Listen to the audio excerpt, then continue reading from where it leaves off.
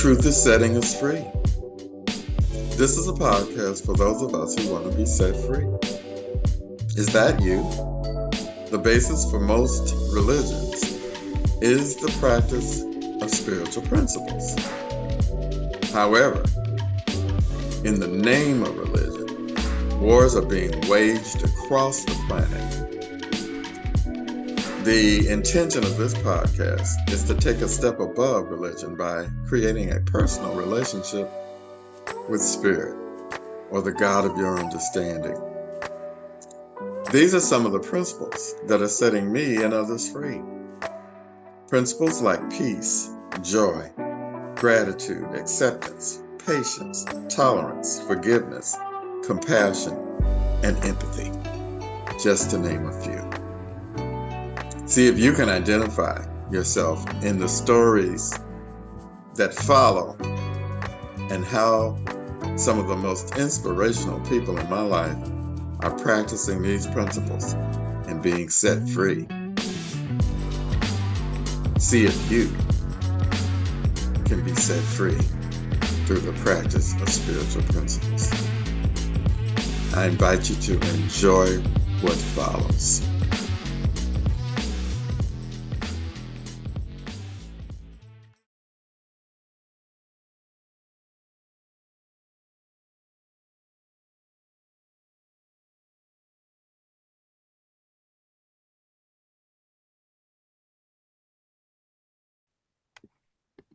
Good afternoon.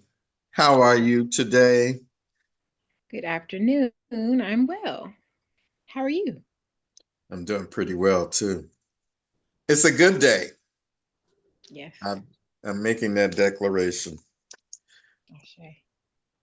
So, this is a podcast about spiritual principles and the understanding and application of principles that transforms our life experiences. And this is a principle that I believe you wholeheartedly embody, the principle of peace. I've seen it being demonstrated in your life uh, from a pretty intimate point of view. And so I'm grateful that you have taken the opportunity to share with me and the community how you apply the principle of peace. So I'm going to start out first with a definition, but I want to give you an opportunity to introduce yourself as a member of the community and how you relate to this principle and the community in general. Well, thank you. I appreciate you seeing peace in my life and recognizing that I that I demonstrated. It's interesting. Just sort of a side note. I think depending on where you're at in your peace and embracing peace, people around you will either get that or not. And so I'm sure there's some folks that are like, Ebony, no, you know. But yes, I try to embrace peace. So I am, my name is Ebony. I am a daughter, a sister, an auntie, a proud auntie. And like an extended family mother mentor for young people in my community. I'm in Oakland in the Bay Area. From the Bay Area, grew up in Benicia, actually, but have been in the Bay Area my entire life. And yeah, I feel like in terms of my relationship to the community and who I am is of service. I have taken on roles of teacher, being a special education teacher. I've taken on roles of being a therapist, a community therapist, a social worker, an advocate, primarily for youth, primarily for Black youth and families. And I've done that for paid work, and I've done it just because it's who I am. It's who I am, period. So yeah, and I would say to do all of those things and be in the environments where those things are needed, it definitely calls for a level of groundedness, centering, peace. You know, even when things are chaotic, in particular, like being able to access that. Hmm. So peace is the platform from which you operate. Try to work to aim to. Do. Okay. Let me give you the definition that peace is a state of calmness or tranquility, often characterized by the absence of conflict or disturbance. Okay. Does that resonate with you? It does. Certainly. As it relates to the calmness, the tranquility, I think the piece that makes me wonder more about how resonating that definition is for me is the absence of conflict, because I think that I don't think that peace means there's no conflict. I think peace is the relationship, we have with whatever the conditions are. And they may be conflict, they may be very violent, in fact. And there's a way still to engage peace even in the face of violence. Um, and so that would be my only distinction. I think that's a very important point to make. Um, Peace in the middle of the storm, so to speak, of life. Um, how does peace fit into the larger framework of spiritual principles? Well, I think it's a pathway for sure to um, realizing the best of the principles in our lives.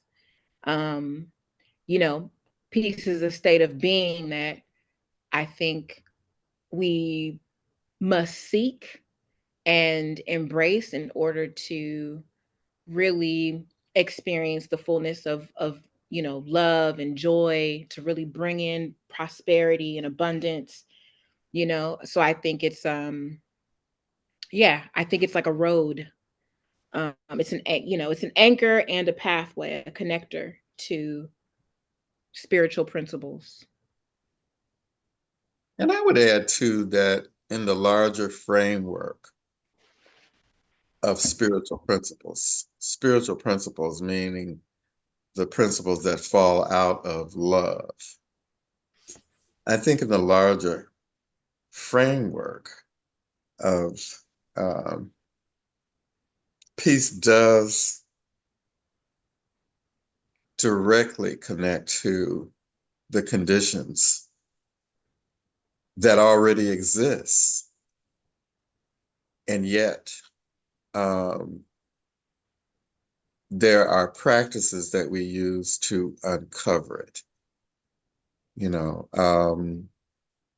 like love, until I am practicing love in my own life, um, it's almost impossible, or is it possible actually, to extend love or peace to someone else as a demonstration. So I totally agree with you. And I can see, you know, um, like all the principles, it's available to me now, but the work is to uncover it. Is peace attainable, or is it simply an idea?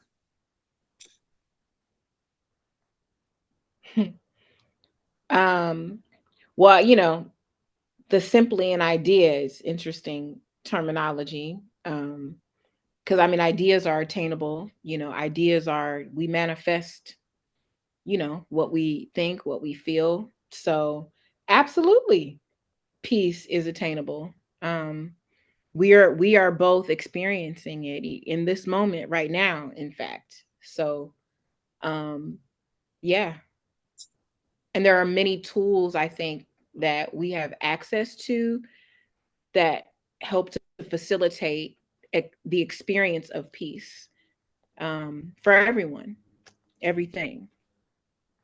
So, what are some of the tools that you use Uh, to connect with peace? prayer, prayer. You're.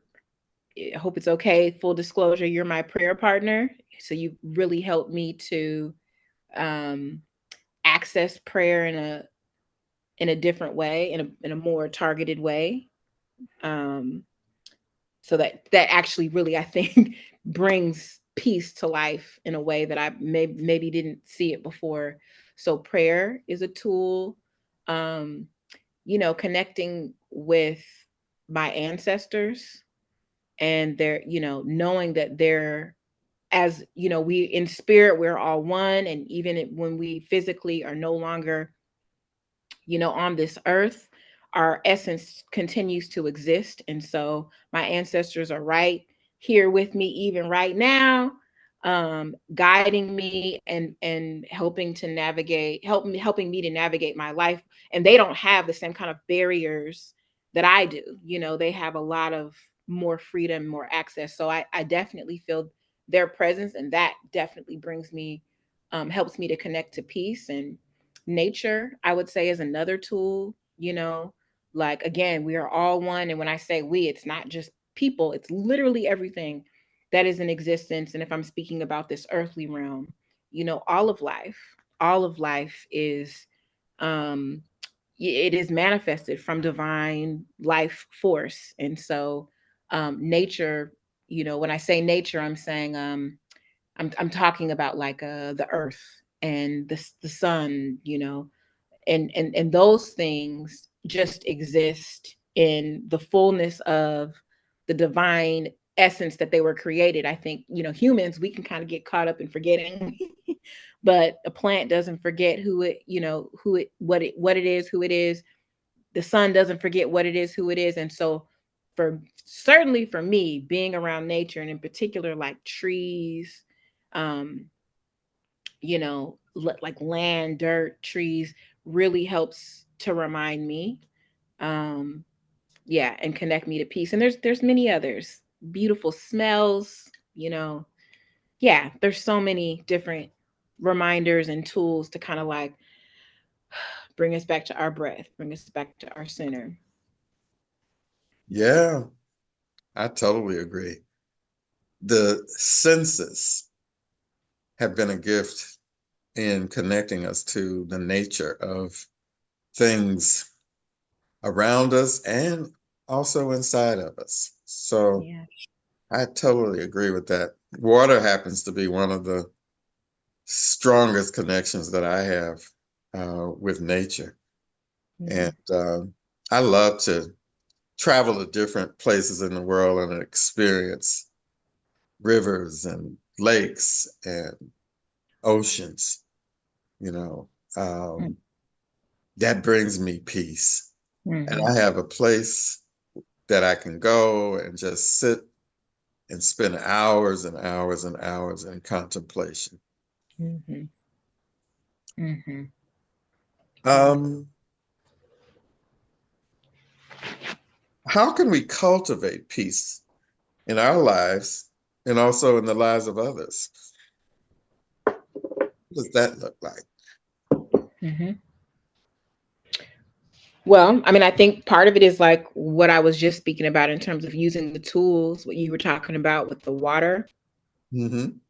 So, like, identifying the things that help ground us in a peaceful place, and doing that, building a practice of it, making it a part of our, way of life, part of our regular journey, that you know, that really helps, us as individuals cultivate that, like we're like like really be in relationship with peace, like know what it feels like, know how to get there. And then once you know that for yourself, then you have it expands our capacity to then help other people find that for themselves.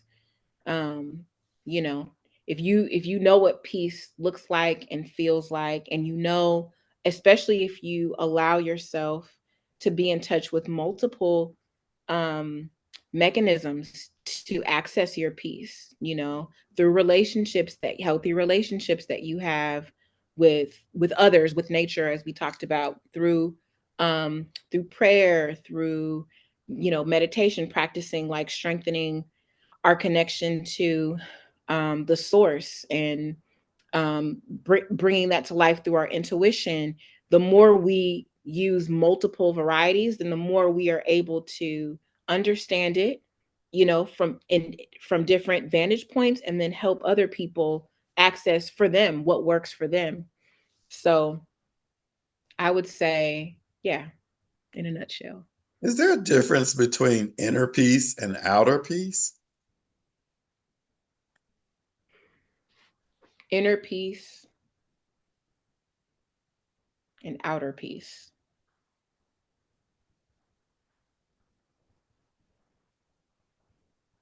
Is it the same peace that makes I it comfortable to be in your body? And is it the same peace that you apply to warring factions outside of yourself? Well, I mean, you're answering the question a little bit when you start framing it that way. Um, but yeah, I mean, well, peace is peace is peace.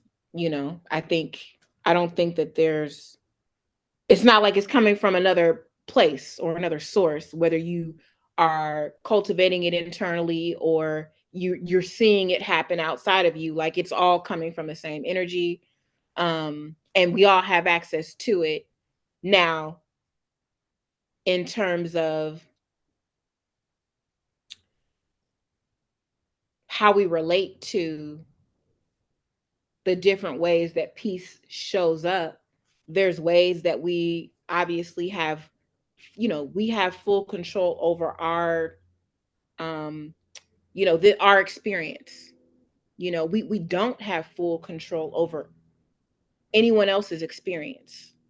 So in that sense, there's a difference. Like, I'm not necessarily experiencing, like, we can be experiencing the same thing, but there's also, yeah, we also could not be, potentially. And so anyway, I'm saying that in terms of outer peace, like peace that's experienced or that is experienced by others, it's not that it's separate from my peace, but it could be, I don't know. I'm twisting myself up a little bit, but I ultimately I feel like peace is peace, period. And the perception is, I think, the real difference, Yes. between Right. what is going on the inside as opposed, because I can be disturbed with anger or fear or shame or guilt on the inside. And how I would address it is to go within and ask myself, what is at the bottom of this? Is there a message that is being communicated to me? And how would I apply peace in such a way that it resolves whatever the circumstance or situation or relationship it might be, you know? Um, but Mm-hmm. I set out with an intention of seeing how this could be resolved peacefully, Mm-hmm. you know. And on the outside, like you mentioned, You know, I don't really have control over war, but what I can do is I can put myself in a position where the peace that I am, because I want to embody it, I am practicing in my own world, you know, and giving other people a model, so to speak, of how to show up even in the chaos and confusion that might be happening on the outside. I can know peace from within and extend it to those circumstances and situations outside of myself. And so I find that to be um, Mm-hmm. one of the ways, and I think there are many others, that we can use. Can I add on to that thought a little bit? Absolutely. I think to that point, like when you do, like when you just laid out your process, you can do that for a particular circumstance. And other people, even though you're doing that and gaining peace in that same moment with the same conditions that someone else might be also navigating, they could still be fully disrupted, and not engaging in a peaceful way, even if you're showing it and modeling it, right? We don't people have to choose, Hmm. where they go and what they do. So yeah, you just said it. That was the point that I was making. And what other people do and how they respond, while it's not for me to decide, or control, and knowing that and accepting that is a part of what brings peace. It doesn't have to change the way that I'm experiencing peace inside and the way I'm extending peace, right? Like I still do all those things and I can still be fully peaceful, even like you said, in circumstances that might be chaotic for someone else, or that for a lot of people. Yeah. I like how you said that peace is a choice, and choosing to practice spiritual principles, including the principle of peace and love, is a choice. That is something that we have the ability to do. That's the one of the gifts I believe that we've been given as human beings. You know, the I know that personally I can get caught up in the human doing part, you know, and miss the being that I really and truly am. I believe that this principle, all spiritual principles, are contained within each of us. And it's a matter of uncovering those principles to the best of our ability, you know.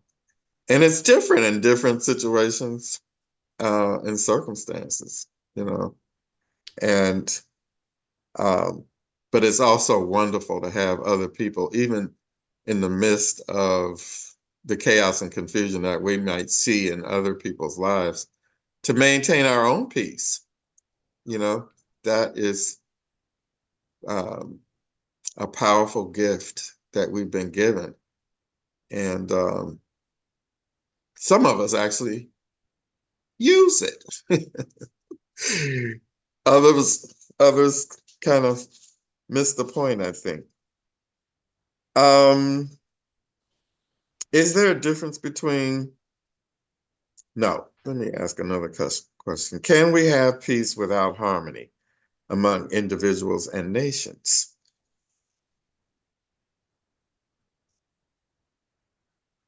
Hmm. I think that's a great question. And I think it's very complex. Um, I would say, so I think the quick answer is yes, or yes, we always have access to peace. Always. Peace doesn't go away because people are at war. Um, so that answer is yes. However, what people choose to do with their life force impacts all of us who are here together.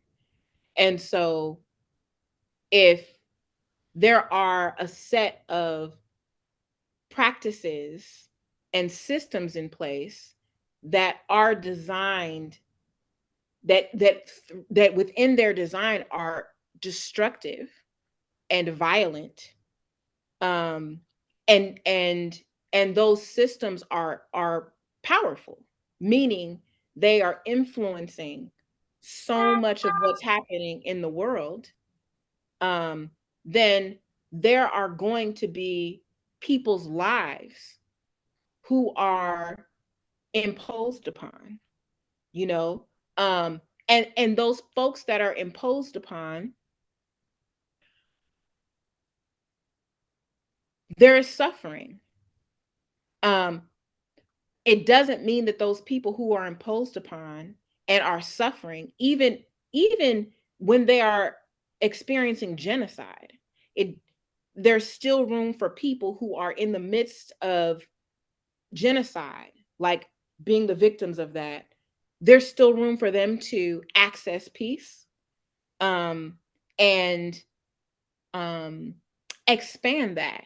And so when I'm thinking about right now the genocide that's unfolding in front of our eyes, because of social media, because of the times we're seeing in Palestine, um Israel is committing atrocities and atrocious murder, genocide against that, against those people, against Palestinian people, and um and are empowered to do it. They've got the some tools of power to do it. But uh because of through social media, um and through the spirit of peace, a desire for peace, for liberation, um the Palestinian people are expanding and extending the notion of what peace is across the world, because they are standing up and asserting their humanity, fighting for what is rightly their own, their right to live. That is, that model, that demonstration is being witnessed, being felt, and experienced by people all over the world, to the point where people all over the world have been showing up, trying to disrupt business as usual, making statements, doing protests, you know trying to interrupt the power of Israel, of the United States, to continue to commit this genocide. People are standing up in solidarity with the peace that Palestinian people are um, claiming that they have the right to. And so being peaceful doesn't mean there's no fight. Being peaceful doesn't mean that there's no anger, that there's no um, resistance. Being peaceful is embracing the love, the humanity, right? The fullness of spirit, and using that to manifest the life that you deserve to have, in spite of what others are doing. So my that's so the extension of my answer to yes, peace is possible in the midst of, you know, uh like discord and whatnot, like war and whatnot. I'm really saying that yes, there, while peace is always possible, while violence is happening, peace is always possible, and peace will sometimes takes, again, tools of fighting to conquer the violence that is not coming from a place of peace, if that makes sense. It does make sense. And it brings up another question for me. It's about maintaining peace while working with or towards social justice and change. The importance of staying in a peaceful place yourself rather than being swept away, by the circumstances and becoming part of the problem. So how do we not become part of the problem? Seeing all of these things going on, the genocides, the people unhoused, the children, you know, that are being affected by this. How do you not get caught up in um, and pulled into the problem itself? Well, you know the truth. The truth is that the problem itself is creating those circumstances. The problem itself is creating poverty, is creating the violence. And so the way to not get swept up is to remember what that is, and to know who you are, and to know what we all deserve. And so with the conviction of that, you use that to manifest a better world, to manifest a better world. I think sometimes people get confused. They think that if we say, if we're witnessing violence and oppression and injustice, and people get angry about that, and if someone is coming at me violently, and I defend myself physically, I'm speaking physical, some people want to characterize that as being violent. And that is just not true. It would be more violent for me to accept that violence and allow myself to be destroyed. It would empower what is against peace, what is against love. It would empower that more. But me fighting reminds people, yes, I am deserving. I am worthy. I do deserve to live healthy, whole, complete. So, yes, I'm going to move. I'm going to allow spirit to move me in such a way that asserts that right. And that means sometimes we got to fight, you know? And that is not violence. That is love. That is peace. So we don't ever have to get swept away, and it's important for us to be able to discern those things. And how do you discern those things? Mm-hmm. How do you do that? Mm-hmm. I just I know who I am, and like I trust the spirit in me, and that's not a really concrete answer for people who are like, how do I do it? But it's a feeling, it's my intuition. So like I've always had, I was born with a good sense of what is balanced, what is um just, what serves um expansion, if you will.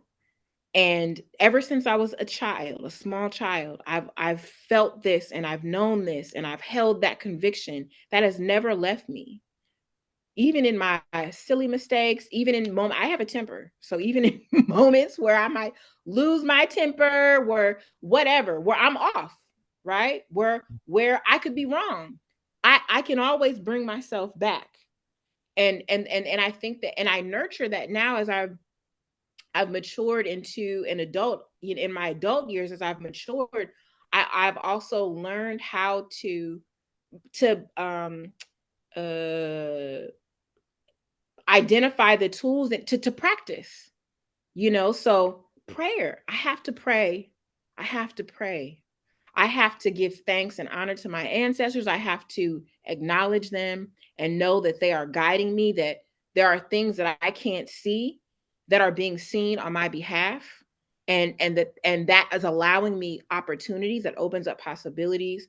I have to allow, I feel like I connect to, like, nature, as we talked about. And I know that me and nature, we're one and the same, different expressions. And I feel that connection, and I allow that I open myself up to the powers that exist, the power of spirit that exists all around me. And doing that allows me to continue to sharpen that discernment, you know, I try to reflect from that lens also. So it allows me to when I'm out of alignment to check myself or to be checked by someone who is in alignment, and I can be like, okay, you know what I mean? So that's how. So I'm very clear that me fighting, me, being a part of a movement that is against genocide, that is against uh, racism and capitalism, that is me demonstrating peace, and I feel like too, because I'm comfortable, in a lot of ways. Like, I'm not a baller. I could be more comfortable for sure, but I'm not homeless. When you spoke about, I'm not living in poverty. So there's a way that we are groomed to, especially there's a way that we are groomed, specifically being in the United States, to be comfortable with violence. And when I say that, I'm saying we are groomed to just accept the cost of some of the comforts that we experience. And so it is easy, and I still do it. I get caught. It's easy to look past, the fact that the clothes that I love clothes, that these clothes are at the expense of families, that maybe some jewelry that I like is at the expense of a child's life, their well-being, you know and so I have to check myself against these principles that I've been talking about, against the spirit that's within me. Like, okay, Ebony, how can you be more in alignment? And what practices are you engaging in to get you there? It's like being honest. I have to be honest with myself. And so that also helps to keep me centered and grounded in pieces. I can't lie to I'm not going to lie to myself. I'm complicit. I absolutely am. I'm complicit in the violence against other people, not because I want to be, but because I am. And so how do I negotiate that contradiction that lives in my life? One of them is being honest about it, and then continuing to try to, like, facilitate shifts, even if they're small and incremental shifts, more and more toward a more aligned way of being, you know? And so I hear you saying that you're extending the principle of peace and other principles into this experience being human, and that you recognize, because I heard you say you could be wrong, um, and accepting. For me, I've realized that the place that I lived from was in comparison to other people. And in that comparison, it's easy to, for instance, believe that I'm defending myself. One of the arguments for the genocide is that we're simply defending ourselves, but it's without considering all of the, as you say, complications that are part of the experience of those who are being attacked at this point. And so the right to be wrong is one of the greatest observations that I think we can make as we look at peace, because there are some of us who can justify and rationalize almost anything. Mm-hmm. And we really need to look at it from a spiritual perspective before we can actually accurately see what is really going on, and, as I'm recognizing this gift that I've been given to change my mind, it is allowing me to see from a broader perspective. So you said knowing who you are. being one of the keys. Who are you? Spirit.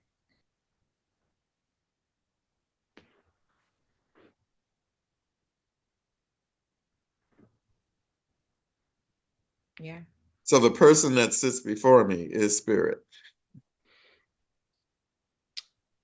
Yes, I'm spirit, but this person right in front of you that's speaking right now, being animated by spirit is a very unique, expression. We all have everyone is a unique expression of spirit. And so I am also that. But you know, however, when I say I know who I am, I'm really speaking about I know that I'm spirit, and that's everything. Like there's nothing more. There's nothing more or less. Like it just is. But who I'm speaking to, spirit is speaking to spirit. Mm-hmm. I totally agree with that. And I also agree that this experience that I'm having, individualized experience that I'm having, is also an expression Mm-hmm. of spirit. Yes. Um, but this expression as a human being is perfectly human, yet at the same time, we've been given the ability to choose. And for me, it is a skill or a practice that has helped me develop the skill to see um, the humanity, I guess is the way to put it.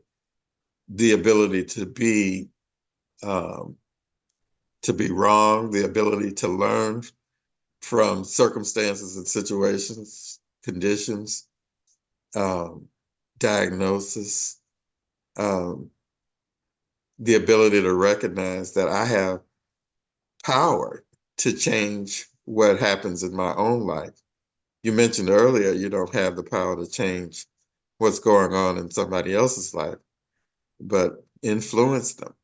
This is part of the reason why, I want to do this podcast, because we get to discuss practical applications of how to use this principle of peace and other principles, spiritual principles, to get that realization from the perfection that comes through spirit in practice as a human being. So I am the the place where learning is possible, you know, and it takes humility to step back. It takes empathy, to allow myself to be put in someone else's shoes and then see from a different perspective, um, from that way, And so unrest and turmoil and all of those things that seem to be out of reach, are actually things that I have to embody myself if I want to extend it into the larger community. And so I'm really grateful to have people like you in my life to remind me, that even though there may look like chaos and confusion on the outside, there's a bigger picture. And I get to tap into that picture. It's not so much about me individually, but it's about the attitude, the beingness that comes from my spiritual realization. I believe that I am a spiritual being expressing as a human being. And Mm. that gives me um, access to Mhm. greater connection Mhm. as a human being because I know that from whence I come, you know, Mhm. That's and right. who I really am is much more than what I see, Mhm. you know. It's much more than I see more in all of us. I see more in you, you know, than just the physical attributes that we might point to and call ourselves, you know. Mhm. So maintaining peace and developing peace is definitely something that is doable. Um, can we overcome fear and negativity? No, let me put it this way. How can we overcome fear and negativity um, to find peace?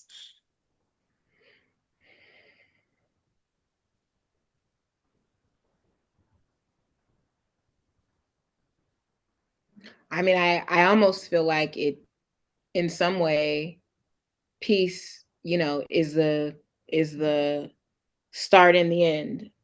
So to overcome fear and negativity, I can speak for myself. It is I seek to find the peaceful place within, so that, like, when I'm feeling very anxious, typically it's fear based, like, and I'm very familiar with very familiar with being afraid and trying to control it and all of those things. And so when I'm feeling overwhelmed with that kind of fear, what I know I can't function properly. Like, I've matured enough to understand that I'm not going to be making good decisions from that place. So let me calm. Like, Hmm. I have to calm and quiet the anxiety. Yes. What was your question again? Um, Oh, how can overcoming we fear. overcome fear and negativity? Yes. So for me, it's I have to seek a place of peace before I can do that. And so for me, it's about, you know, what is that skill, or what's that mechanism? Is it going to be journaling? Is it going to be meditation? Am I going to go out in nature? A lot of times when I feel overwhelmed, and I'm so overwhelmed that I can't even, um that I almost have nothing left, it's just, I know that that's a sign that I probably let it get it too far and go outside. Go outside, and then and then once that happens, once I'm using those tools that bring me peace, then I start to perspective set and be clear about, like, I'm able to work through and put in perspective the things that I'm afraid of. Why am I afraid of this? Okay, that's, let go, let it go. Like, being able to understand that, like, fear is not real. It's a thing that gets in the way of growth. And I can recognize that and understand that when I'm already at a place of peace, a place of calm that then gets me to the peace.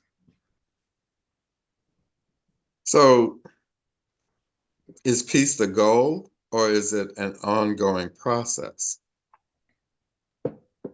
I mean, it's both. I mean, peace is absolutely a goal, but it's also an ongoing process because, I mean, I can't speak for other people, but I'll just say, for the experience that I've been having in this life, this physical life, I feel like no matter how evolved I get, how mature I get, whatever, I am always struggling. Like, there's always struggles that present themselves. There's always conditions that challenge me to learn something new, grow in a different way, understand something. Like, really, it's to understand spirit in a new way. And so because of that, the process of gaining peace, centering in peace, moving from peace, I need to continually engage, because otherwise I'll be thrown off, you know?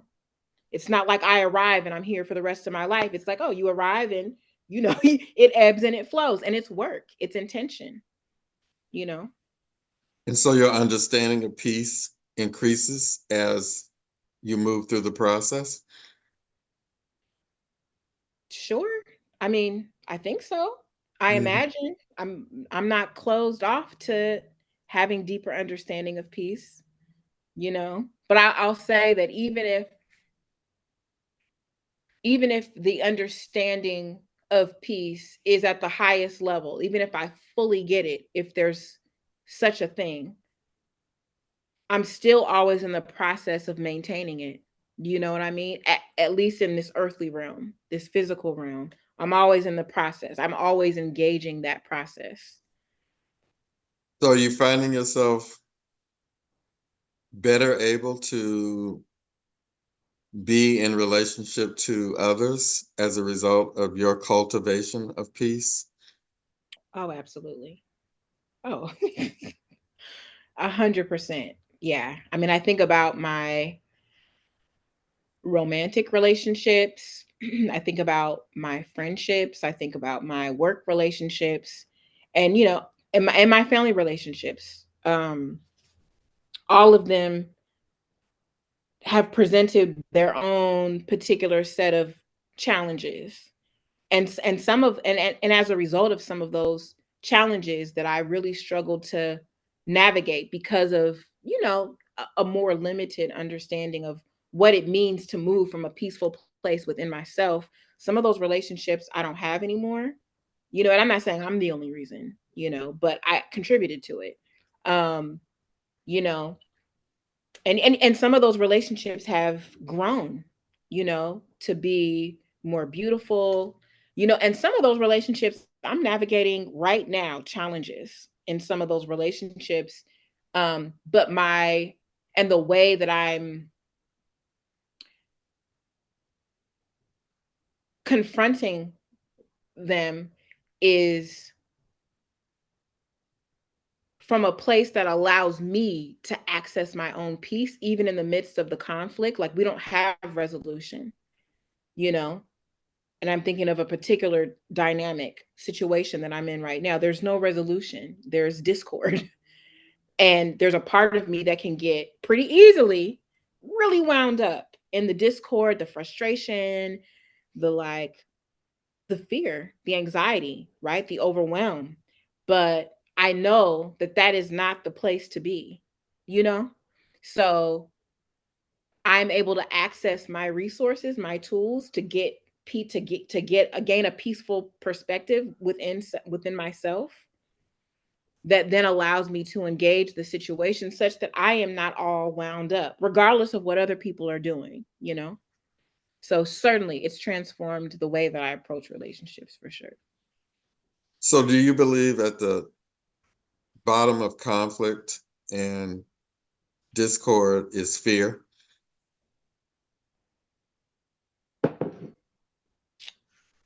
I mean, give me a second. I mean, my gut is saying yes, but give me 1 second.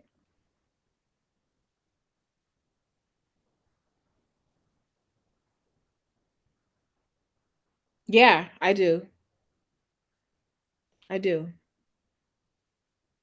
And how do you overcome fear so that you can remember who you are as the peaceful human being that Practice, you are? practice, practice. For me, I mean, I've not overcome fear. I mean, I dealt with it today, as recently as today. Like, it's something that is very present with me. So I've certainly not overcome it. But I will say that I understand it better than I ever have before, what it is and how and when it's coming up. And when I see that, like, I think getting that understanding through study, right? Like through, doing prayer, having the practice of having a prayer partner and doing treatment, having gone to spiritual principle like classes where I've been able to learn and gain an understanding. That all has helped, fill up my toolkit with some of the resources that I need that I can access when I am experiencing fear. It helps me to identify, okay, this is fear. And I know what I know about fear is that it's no good, right? It really serves it takes up a lot of space and energy that is doesn't progress any, that keeps you stagnant. Really, you're gonna be there till you learn the lesson. You're gonna be in fear until you are not afraid anymore. And so, because I know that, it's like, okay, Ebony, now when I feel fear, that's my cue to go to my toolbox, and the toolbox helps me access a place of peace, which then helps me navigate the fear. So I'm hearing you speak about another principle that I would say is important um, in recognizing that there's fear, and that is courage. You mentioned getting stuck or stagnant. And for me, the realization is, yes, I can be stagnant for a minute, but do I have the resources, the tools to recognize the stagnation and ask myself, what does it take to move past this place that is causing me to stop my forward movement? Now, I'm not even sure that it's possible to stop my forward movement, but I can have the perception that it's stopped. And so for me, it's about bringing in another principle, and that's would be courage. Courage to experience fear and yet keep moving, Mm-hmm. yet not let it stop me from exploring my heart's desire. Mm-hmm. You know, um, I'm grateful today for some of the fear that I've experienced. I can almost say in my own life that I'm grateful for everything that I've experienced because I'm still here and I've obviously moved through some of those experiences. I may yet have fear today, but there have been situations that I've moved through with courage that I was fearful of in the past, and I'm on the other side of that. And so now I get to use it as another tool, really, to recognize that I'm going through something. There's a beginning, there's a middle, and there's an end. And on the other side, I survived. I lived. Yeah. And that is, such an important um, concept, I think, for us to really embrace. Mm-hmm. Sometimes we don't see our victories Mm-hmm. or Yeah. remember them. We might even see them, but don't. Mm-hmm. I've been in Mm-hmm. this situation before, but I used some things that were given to me. Like you said, our ancestors are around us all the time. They've been through these relationship issues.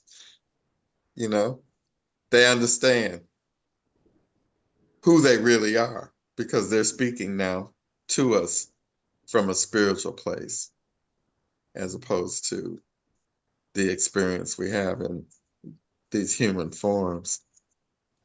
Yeah. So I'm grateful to recognize how fear can be dealt with by invoking peace. And, there are some places that call it peace beyond all understanding. from a human perspective. And I've had those moments of experiencing peace beyond all understanding, and I believe you have as well. I know you have because I am your prayer partner, and I've seen you in action. Um, how important is communication for maintaining peace?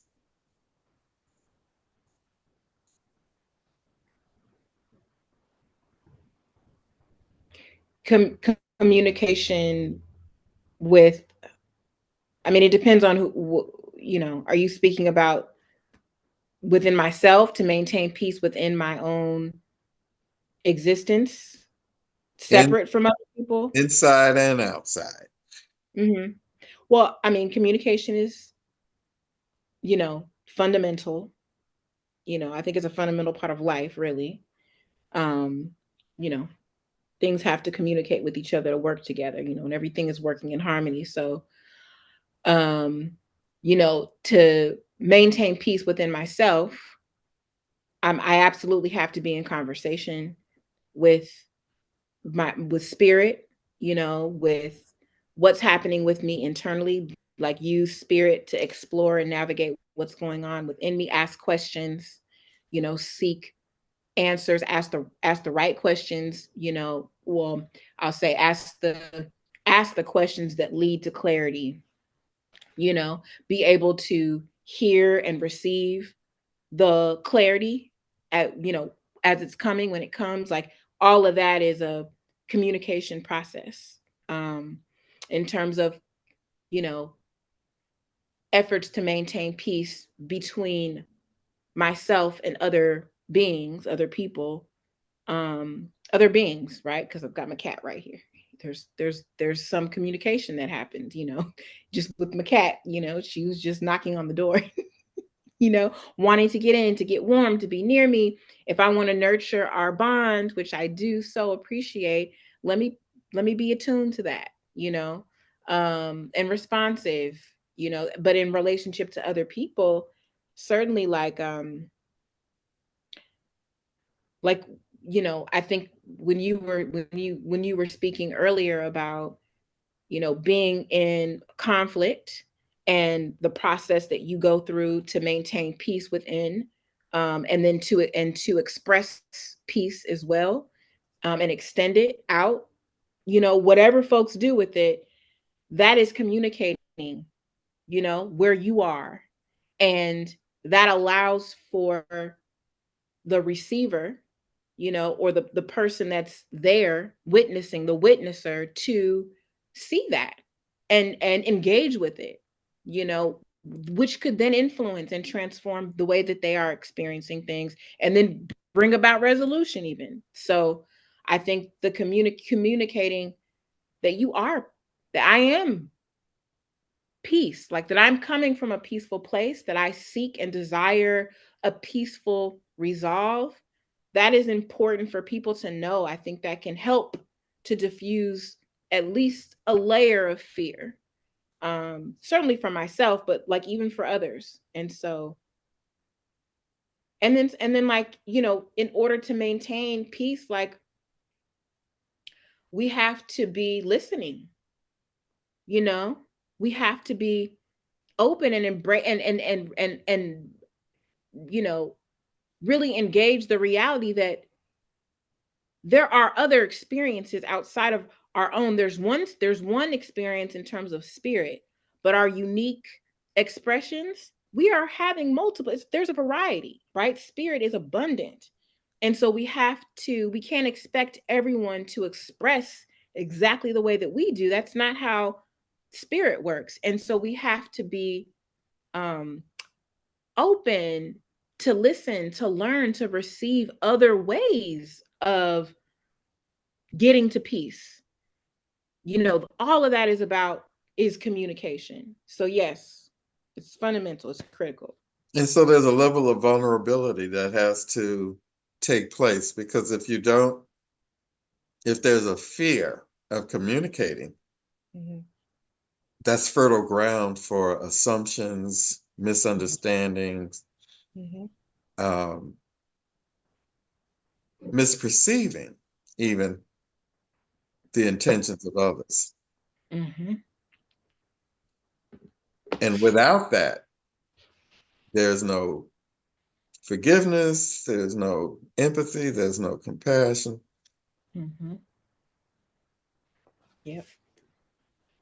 Mm-hmm. And those are critical Yeah. in maintaining relationships. Yes. So I really believe that communication, you know, with your cat, a plant, a bird, even the earth itself. How am I treating Especially there. the Mm-hmm. planet? Mm-hmm. Am I one who litters? Or do I try to uh, leave a place better than it was before I arrived? It's an attitude, Mm-hmm. but it must be communicated in order to remove some of the obstacles and chaos and confusion. Mm-hmm. It's how relationship is possible. Yes, and maintained. Mm-hmm. Because there's Yeah. always adjustments being made when we Mm-hmm. better understand what it is that we need. A Course in Miracles says that relationships are tools for spirit to find the places within where fear lives, and to bring it to the surface so that it can be resolved. Mm-hmm. And what does that? Um, What was the beginning of that quote? Spirit Mm-hmm. says that relationships are a Mm. tool Yes, relationships. Mm-hmm. to be used to uncover those places within us where we Mm-hmm. still harbor fear or insecurity or low self-esteem, those kinds of issues. Mm-hmm. In other words, A Course in Miracles also says that there's only two conditions. One is love, and the other one is a call to love. Mm-hmm. And so relationships would be one of the tools that exposes the places that we Mm-hmm. need to direct more love. Mm-hmm. Yes. A Course in Miracles. Nothing real can be threatened. Nothing unreal exists. Herein lies the peace of God. That is the Mm-hmm. premise behind the Course in Miracles. The peace of God. So when I practice these principles, there's peace. And especially the principle of love, which contains all of the principles. So I'm grateful today that we've had this conversation. Um, Let's just a couple more questions if you have time. If not, we can draw it to a close. Do you think we can wrap by 2:30? Like That's 10 minutes, about 10 minutes? okay. Yeah, I think we can. Okay. And I think we've already actually touched on this when we talked about um, promoting peace. But does music and art have a role to play in promoting peace? Yeah. It's inspiration. It's inspiration. It's it's they're like companions. Um, yeah, they're tools. They're more tools to help us access the best of who we are. The peace. Um, they have a way. I'd say similar to nature of you know settling. Um, of a what do you call that? Like a being an icebreaker or a buffer. Um, and they have a way of transcending fear, the things that humans typically recognize and are fearful of. Oftentimes, not in every case, but oftentimes music and artistic expression has a way of, yeah, like, people aren't intimidated by those things generally. um you know and so we can engage creativity, art, um in a way that helps us communicate. It's a tool of communication, you know I yeah. absolutely agree. Um, it is a way that we can practice our activism and our connection to each other and the community, especially if there are dominant forces that are uh, oppressing the people that really um, seem to be in a position of powerlessness. Our art, our music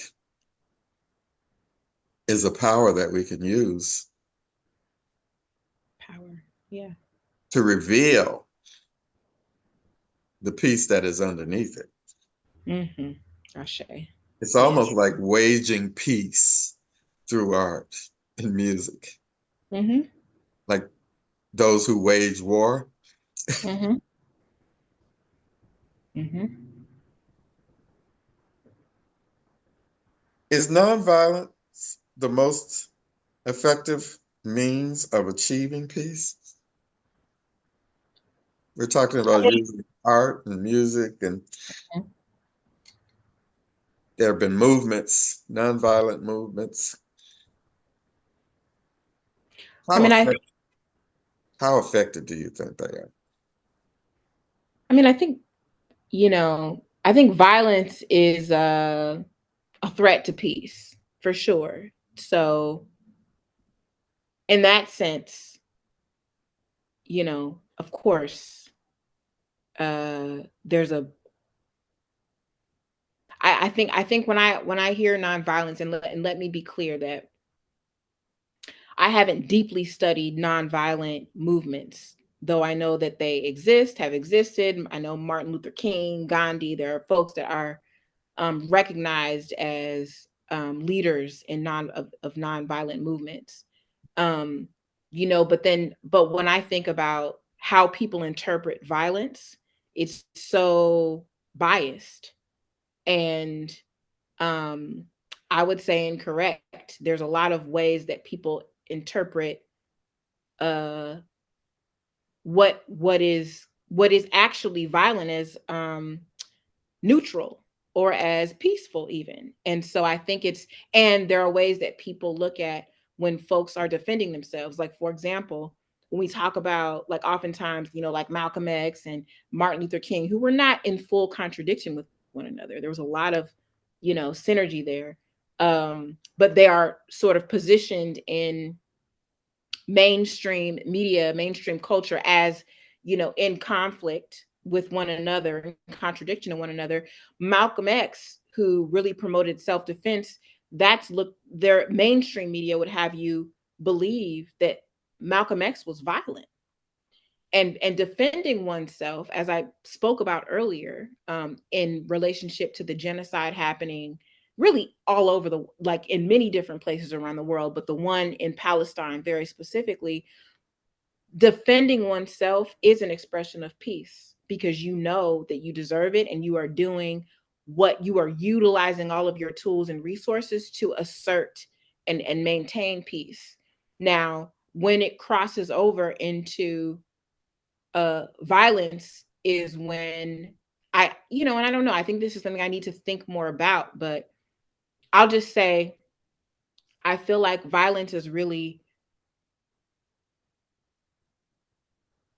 it's really a, it comes from a, of it comes from fear, and the fear influences, you know, people to empower themselves to destroy what they are afraid of, and will justify it, believing that because I'm afraid of this, and I'm destroying it, I am securing my peace, right? I am actually the peaceful one, and I must do this so that, it's for the greater good, kind of a thing. And the reality is, you know, we just have to be careful when we're talking about violence versus nonviolence, and be very clear that, people have a right and a duty to fight when it is the conditions present themselves, for their freedom and their liberation. You and I, Maurice,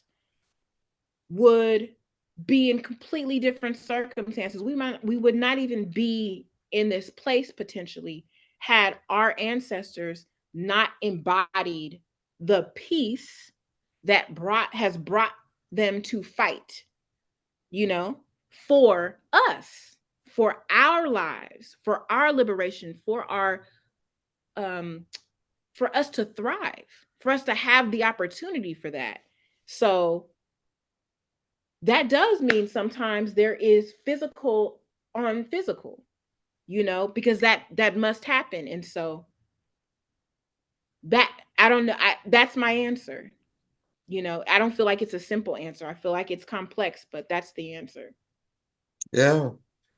And the nature of being human is that experience of extremes, Hmm. you know, um, hot and cold, up and down, and Mm-hmm. the perspective of othering, Mm-hmm. Yeah. you know, That's brings violent, I think. it brings fear. The Yeah. idea that something is different from me and I don't understand it. Difference is okay. But when you start to qualify that, because of your difference, like you're less than or you're less deserving, that's wherein the problem lies. And that's how violence is misinterpreted all the time. By Violence is defined broadly by those that have the power to implement laws and systems, and those people are the most violent.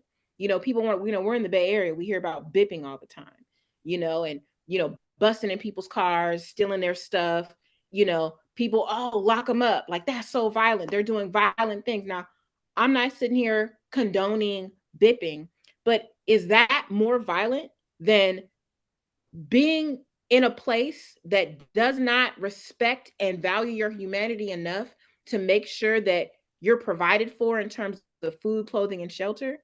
That is unattainable for people here. And you've got people that are coming in here okay with that, fine paying astronomical prices for housing, for food, to live, because they can, and feel like they have a right to the space.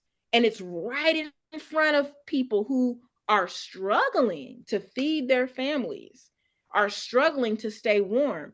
That is far more violent than someone busting out your window and stealing your belongings to sell so that they can make ends meet, you know? And I'm not saying that it's necessarily okay to do that. I'm saying that these are the conditions that violence has caused, and the real violence is the inequity. So we have to look at that. when we put our attention on how those that are in power define violence, when we let them to define it for us, we become perpetrators of violence. We become complicit in the violence, and we end up directing our attention toward the wrong people, the people that are actually the victims of the violence that the system is imposing, you know. And so where do we find peace in that? Peace is in fact, peace is in the elimination of those systems that are creating violence. Peace is in the building of institutions and communities that are supportive of one another, that are healing, that are working in relationship, as we spoke, that are working to support the needs of everyone and everything. Building that up while also resisting and destroying through a lot, largely through building these other things, but destroying these systems that are in place, disempowering those systems that are in place that are creating violent circumstances. That's where peace is. And that is how you apply peace to your life. Is that not the truth?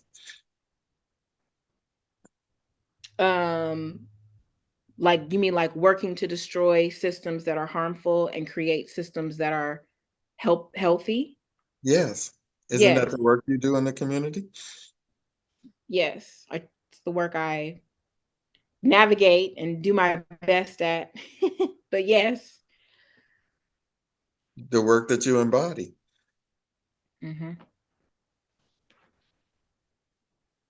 Is there a final message that you'd like to say to the community as we end on this powerful note?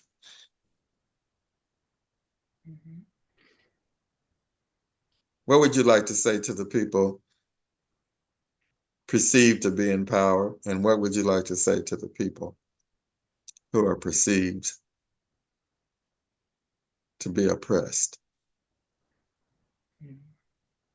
That we can all win, you know. And when I say we can all win, we're all loved, and there's room for all of our humanity and for all of our happiness and our joy. And so get out the way of that. Allow that to happen. And for those that are specifically for those that are being oppressed, I say more power to you, you know. Don't think that you don't have the power to create a beautiful reality with others, you know, that we actually together can be the powerful system that's in place. You know, we have power. Keep going, keep moving, keep loving.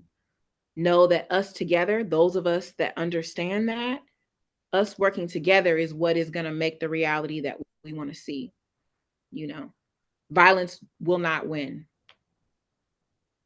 And so, what do we need to do, those of us who are oppressed, specifically? Do you have any suggestions? And I think we have to find more in common than not. I think we have to do what we can to come together to build each other up, pull our resources. Um, you know, we have to study together, strategize together, love each other, heal together, celebrate together, make art together, fight together, and remember where we're going, you know, our North Star, you know, a liberated existence. And where are we going? Freedom, freedom, love, happiness, peace, abundance, joy. That's what we want, to live and thrive. That's where we're going. I love that. Me too. Thank you. Thank you for the opportunity. Really beautiful topics, beautiful questions. Spirit is beaming through you, and touching so many. I feel very warm right now. My cat is over there, super cuddly and cozy, just feeling, soothed, I think, by the energy. So I appreciate you for cultivating this space. Thank you for inviting me. You are so very welcome. I love you so much. Love I you too, thank God Maurice. for you. And Me too. I just take a deep breath and recognize the power of love as it flows in and through and as each one of us. So have a lovely afternoon. And we will talk soon. Yes. You too. Thank you, Maurice. Thank you, Peace. Ebony. Peace. Thank you for listening. I'm grateful for the opportunity to give you an insight into how we may practice these principles in such a way that freedom comes to each of us. It's a commitment that I hope each of you can make to this practice that I know has set me and others free from the chaos and the confusion. Thanks for listening.